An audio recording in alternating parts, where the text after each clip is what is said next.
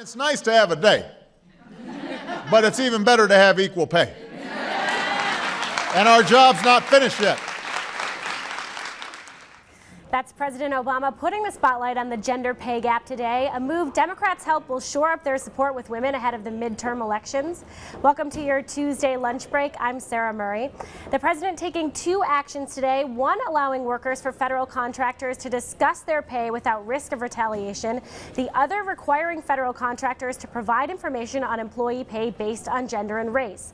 These are just part of the president's effort to put the focus on the gender pay gap, but not everyone is on the same page about whether these moves are such a great idea. Joining me now is Erin Prangley, the Associate Director of Government Relations for the American Association of University Women. Along with her today, we have Sabrina Schaeffer, the Executive Director of the Independent Women's Forum. Erin, let's start with you. Your group has been particularly vocal that the gender pay gap exists, that it's a problem. How do you think these actions today could help? Well, thank you so much. The American Association has worked on this issue for a very long time. And quite frankly, we're thrilled and we're relieved. This is a great step for women and their families across the country. AUW research has shown that even accounting for all different factors, career, education, there's still an unexplained pay gap, which many believe is due to workplace discrimination. Sabrina, I want to go to you. In addition to these executive actions, the president is also pushing for the Paycheck Fairness Act in Congress. You don't think these will actually make that big of a difference in advancing equal pay. Why is that?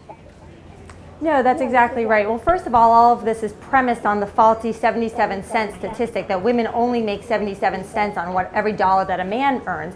Even the White House yesterday conceded this point, that this is a gross overstatement when you control for any number of very important factors: college major, time spent out of the workforce, time spent in the office each day. The wage gap all but disappears. And so we want to make sure that we're not creating more legislation based on A, a faulty statistic, and B, that won't actually close the wage gap. What the bill will do is pad the pockets of trial lawyers who will be lining up because women will be automatically filed into class suits. There will be no cap on damages. This will make it harder for employers to tie remuneration to actual work product. This is a disaster and will have nothing to do to actually protect women or men in the workplace. Erin, I want to go back to you because we do tend to cite that 77 cents for every dollar that men earn. There has been a lot of criticism around that number. What did you guys find when you dug into the pay gap? Well, thanks for bringing that up. You know, I think the 77-cent number is actually not being used appropriately by some folks. In fact, AAUW has done, in our most recent report, Graduating to a Pay Gap, an apples-to-apples comparison of women and men just 1 year out of college. And when you look at that, there's still an unexplained pay gap. And what is disturbing to me is those who would write off this gap as not significant. Listen, a pay gap which affects your earnings is going to have a significant impact on your opportunities and choices.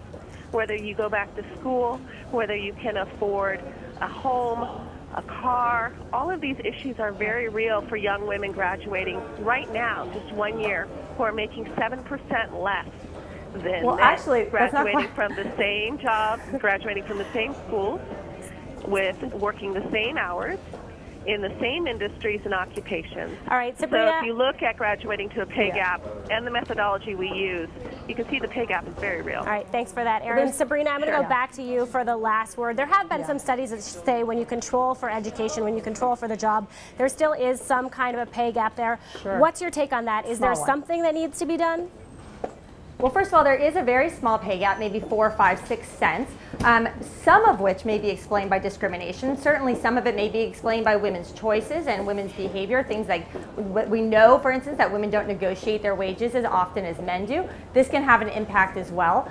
What we want to remind viewers is that there are already laws on the books, right? The Equal Pay Act of 1963 and the Civil Rights Act of 1964 both protect women and men against baseless gender discrimination. The Lilly Ledbetter Fair Pay Act, which the president is touting today, allows women to sue for literally years after they might have discovered they were discriminated against. So what we really want is to provide the tools to women to better themselves, to learn how to negotiate, to learn conflict resolution, to learn how to get that corner office. This law won't do that. This law will simply pad the pockets of trial lawyers. Well, that's not correct. This law addresses inequities.